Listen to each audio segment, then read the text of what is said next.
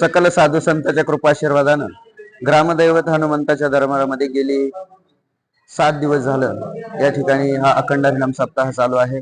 या सप्ताहामध्ये आबाल वृद्ध असेल, महिला असतील, यांनी अतिशय आनंदानं सहभाग नोंदवून या ठिकाणी ज्ञानामृत असेल, रक्तदान असेल, श्रमदान असेल, अन्नदानाच्या माध्यमातून या ठिकाणी वातावरण पूर्ण भक्तिमय अशा प्रकारचं झालेलं आहे।